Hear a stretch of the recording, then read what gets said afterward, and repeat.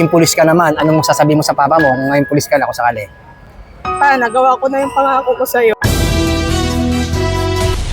Update po muna tayo para sa PNP Recruitment 2026 at syempre kasama pa rin natin si Patrolman Bongo. So sa palagay mo, ano yung dapat asahan ng PNP sa ating mga aplikante ngayong 2026? So yun nga partner, no, binigyan sila ng mahabang panahon para makapaghanda at sana itong ating mga aplikante ay may bigay nila yung best nila pagdating sa physical at saka yung syempre kailangan kumpleto rin yung mga dokumento nila.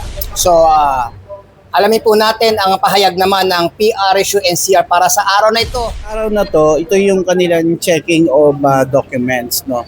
Ito yung secondary at saka primary documents nila na kung talagang sumunod sila doon sa mga requirements na nakalagay doon sa ating recruitment process. Yung kanilang in-applyan ay yung attrition quota. So, without the ad hoc recommendation, hindi sila makakapag-proceed dito. So, saka pa lang tayo mag-start pag ng BMI kung kumpleto yung bawat recommended ng bawat stations, kung okay yung kanilang mga requirements na pinasubmit, ito ay checking lang ng kung sumunod sila o hindi. So sir, meron ba tayong na-encounter na primary na nangyayari kung saan nakakaproblema yung ating mga police applicants sa pagpasa ng mga dokumento, sir? Meron. For example, ang dinala ni dito ay lahat ay original copy ng mga kanilang documents, which is dapat ay authenticated ang isasubmit nila, no? Maliban sa PSA. Lahat yon ay authenticated. Tapos dapat nakatabing. So, Sir, doon sa mga kalimitang mga tanong na mga police applicants, sir, yung mga konting pagkakamali sa mga dokumento tulad ng birth certificate, nagkamali ng isang letra o dalawang letra o sa birth date ng ating mga police applicants, meron ba tong possible na maging dahilan para hindi may pasok yung kanilang mga dokumento, sir? binibigyan naman sila ng chance pag once yung ginamit na lang pangalan ay same din naman doon sa bibigyan sila ng chance na i-apply yun sa local registry. Ito ang announcement sa ating mga police applicants na napakainit, magdala ng tubig, ano dapat nilang gawin, sir? Dito sa NCR, so kailangan nilang tulungan yung sarili nila, no? At lahat naman yan ay lalo na pag-start ng BMI natin by Monday. So pinadadala namin sila ng magbaon na sila or magdadala sila ng maraming tubig. For checking of documents lang ito, kailangan binigyan sila ng time kung kailan na pwedeng i-submit. Yung may mga kulang, either bukas or before ng BMI. So, sa araw na to, sir, anong distrito po yung nagpunta, sir? Lahat dito ay from Southern Police District kasi medyo madami sila. So, meron pa tayong bukas, sir? Meron. Every, for the whole week, ito yung ating gagawin. Start tayo ng BMI siguro next week na. No?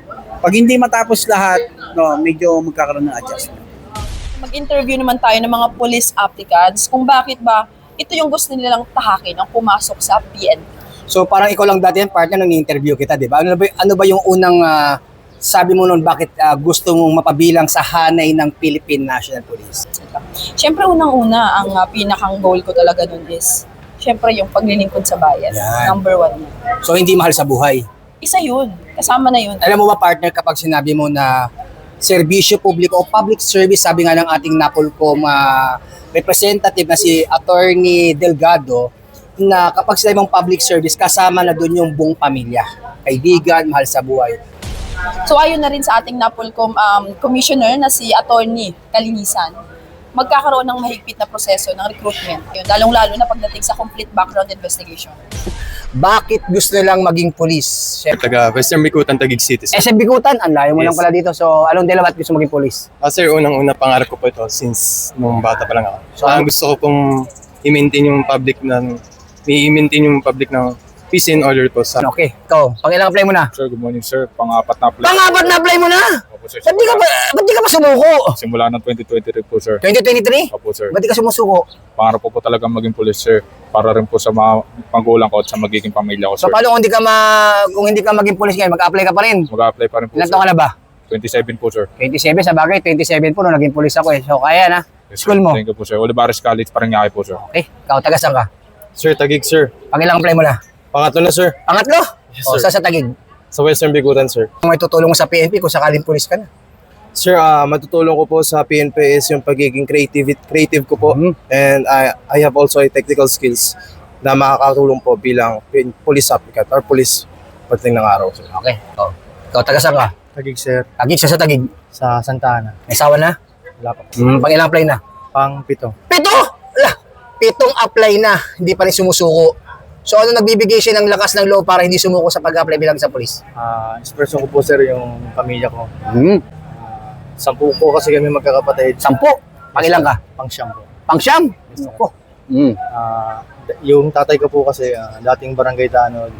Sa yung may kapatid po kong abogado at sundalo po. Yan. So anong mensahe mo? Anong inspirasyon mo sa mga police applicants na unang apply pa lang, dalawa sumusuko na para at least tulungan mo silang abutin yung kanilang pangarap. Yan. Gawin lang inspirasyon yung pamilya, yung mahal natin sa buhay, saka tiwala lang sa sarili at merong tamang oras para sa atin.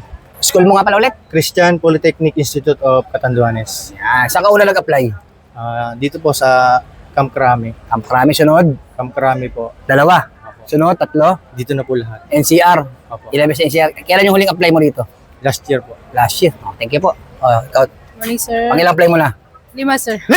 Yes, Ba't di ka pa sumuko? Ang dami namang pwedeng trabaho, opportunity. Ba't di ka sumusuko sa pag-apply sa police? Kasi ito talaga yung gusto ko, sir. Yan.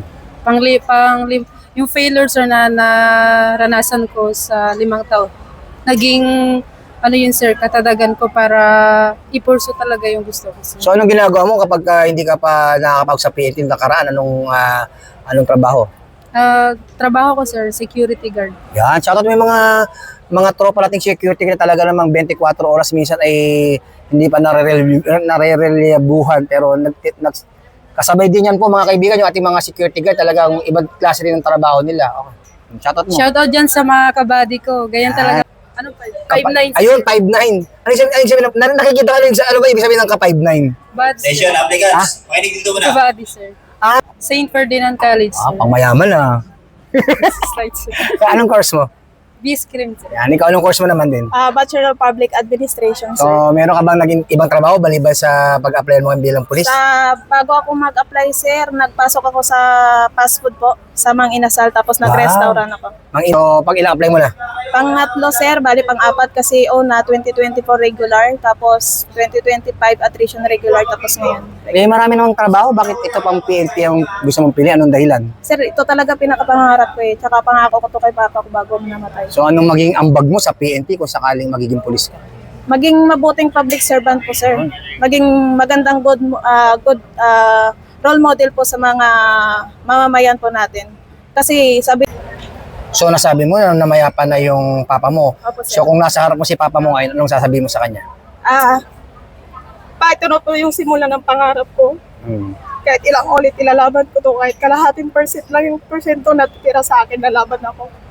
So, kung magiging pulis ka naman, anong sasabihin mo sa papa mo kung ngayon pulis ka na kung sakali? Nagawa ko na yung pangako ko sa'yo. Sa siya mong anak, ako yung nakapagtapos ng college, ako yung tutuloy ng pangarap ko. Yan, okay.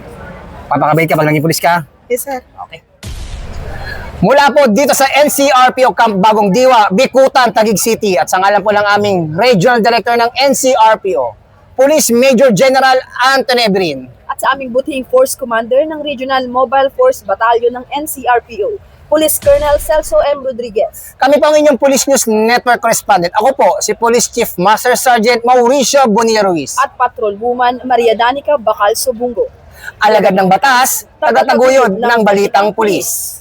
Lilingkod sa bawat Pilipino at magbibigay ng tamang impormasyon para sa tahimik at maayos na Pilipinas. Police News Network, alagad ng batas, tagapagtaguyod ng balitang pulis, sandigan ng mamamayan, patnubay ng katotohanan.